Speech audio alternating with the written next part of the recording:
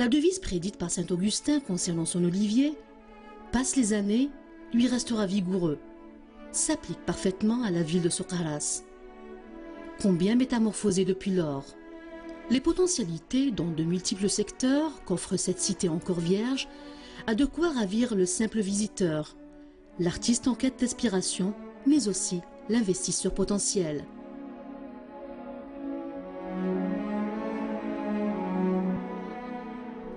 C'est le colonel de Tourville qui établira le plan du futur centre qui deviendra très vite une importante agglomération d'habitations avec l'arrivée de nombreuses familles d'agriculteurs et de commerçants. C'est le capitaine Leval, commandant du cercle de Socarrás, qui en 1856 trouvera des inscriptions latines dont la traduction ne laisse aucun doute sur l'emplacement où s'érige la cité.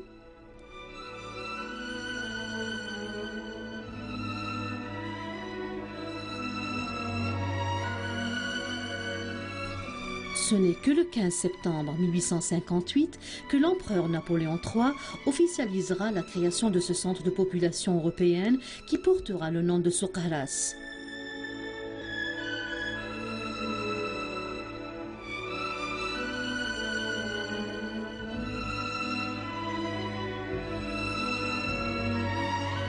L'hôtel de la ville a l'architecture exceptionnelle qu'on ne rencontre nulle part ailleurs.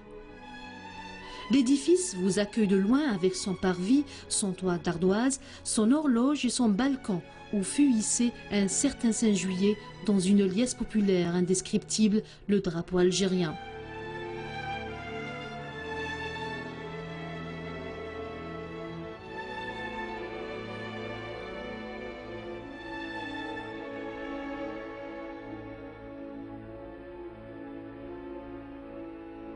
On ne manquera pas de faire un petit détour par la place Tagaste avec son kiosque à musique, ses lions et ses énormes platanes qui servent de parasol à ceux qui s'y arrêtent. Socarrás, ou marché aux lions, ainsi nommé parce que lieu de prédilection du majestueux fauve.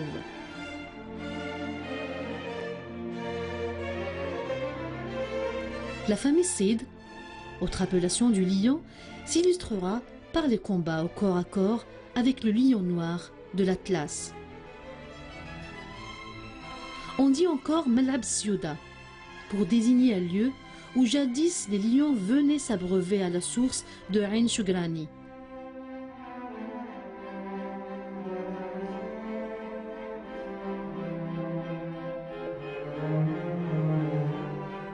Un olivier, plusieurs fois centenaire, d'une taille majestueuse, domine un mamelon au cœur de la ville, après avoir bravé le temps et les tempêtes, à travers les âges. Il étend paisiblement ses rameaux vigoureux sur ce coin historique. Même les populations musulmanes semblent l'avoir protégé, tant il est vrai qu'il porte quelques mystères en ses branches.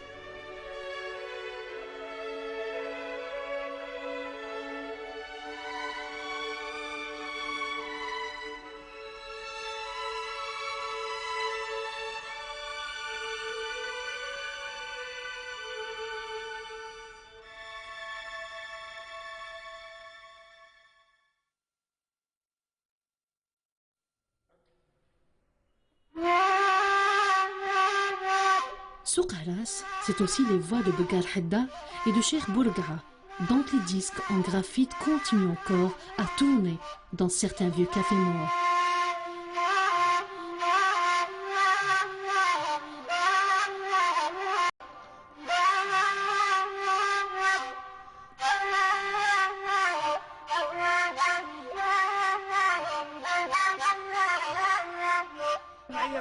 التكوينه تاعها كيفاش تكونت هي عندنا الشيخ تاعنا هذا كبير وبدا الغنى من نفسه بندو الشيخ بورقعه الحاج بورقعه بالذات الصبهراسي بدا عام 22 سنه الغنى من نفسه بندو ومشاو معاه ناس احنا مازال صغار مشاو معاه ناس حتى لحقنا احنا انا خدمت معاه 22 سنه وانا نخدم معاه بعد حضرة الساعة توفى الله يرحمه انا ظهر لي اللي ما نخليش الاثار نتاعو يروح باطل كون جمعية باسمه هو جمعية الحاج بورقع الفنون البدوية تاع الشرق تاعنا تاع سقراس. وان شاء الله نتموا العهد بالشيء اللي رانا نقدروا عليه، اللي يتبع حويجه يعني او فن او قرايه او معرفه رجال او كل شيء، الحاجه اللي يتبعها الانسان وتكون في الصلاح يربح منها. انا راني رافد المشعل نتاع الشيخ بورقعه الفنون البدويه، باش قلت الاثر تاعنا ما يموتش يبقى حي. كون نزيد الروح انا يبقوا اللي ورايا هذم اللي معايا يزيدوا هما الوراثه نتاعي وتمشي برشويت، يعني ورث كلنا كامل. وان شاء الله ما تكون غير الجزائر بخير وعلى خير.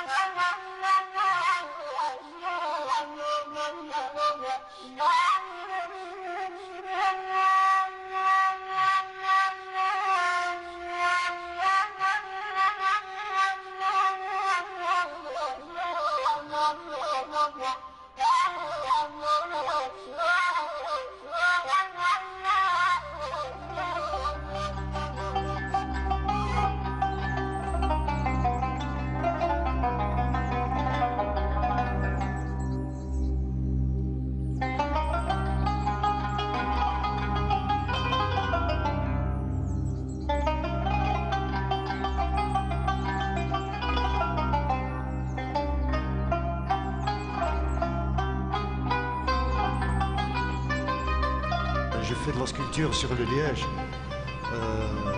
Je fais pas mal d'objets, des objets traditionnels, faits 100% naturels et à la main.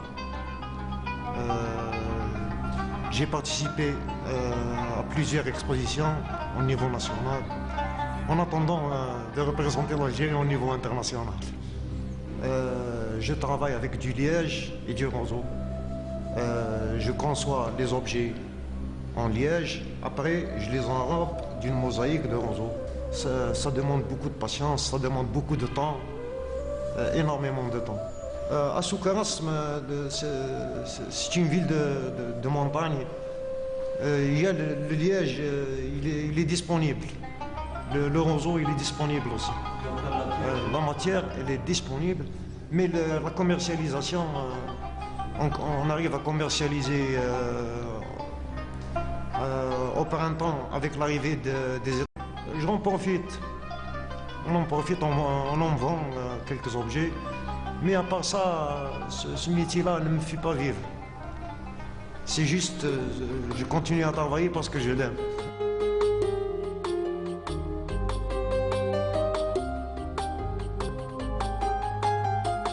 La ville de Souqara s'est installée au port-est de l'Algérie, dans une région de passage naturel entre la Tunisie et le reste du pays d'une part, et point de jonction du paysage montagneux et pittoresque entre le nord et le sud d'autre part.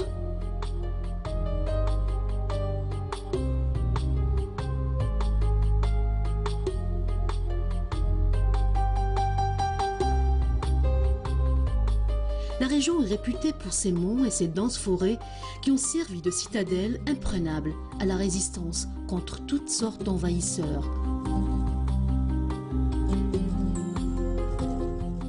Terre natale des valeureux Hnancha, des courageux Ouled Bchiche, des savants Ouled Driss et des indomptables Ouled Diya, Souqaras gardera sa réputation de terre des braves et donnera à l'histoire des lions tels que El Qblouti, l'ancêtre de Mustafa Katib Yassine, Badi Mokhtar, Ma'amri Ali, Rabah Nouar, Dray Ahmed et bien d'autres.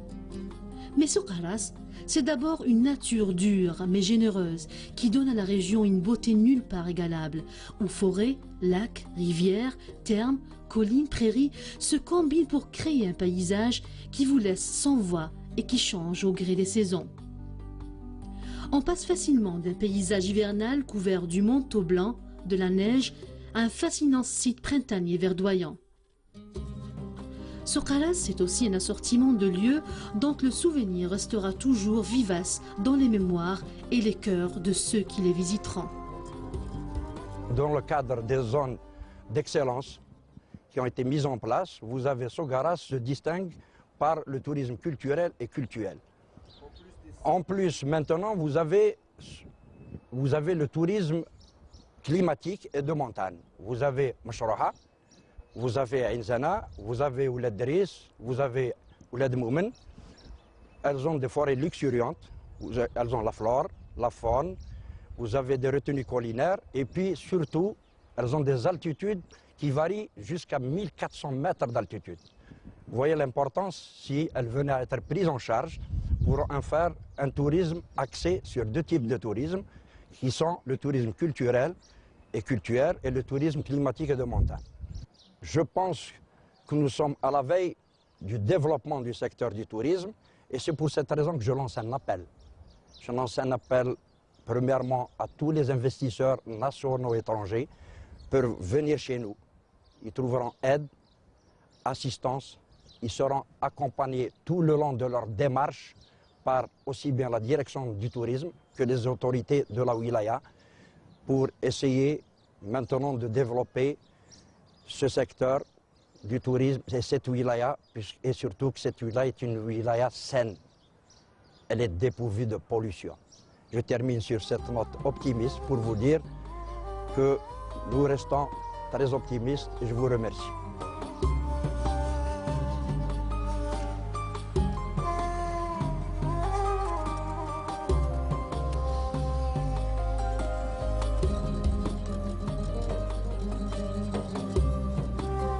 La région de Soqalas est, de par sa situation géographique privilégiée et son microclimat des plus sains, une wilaya à vocation touristique indéniable.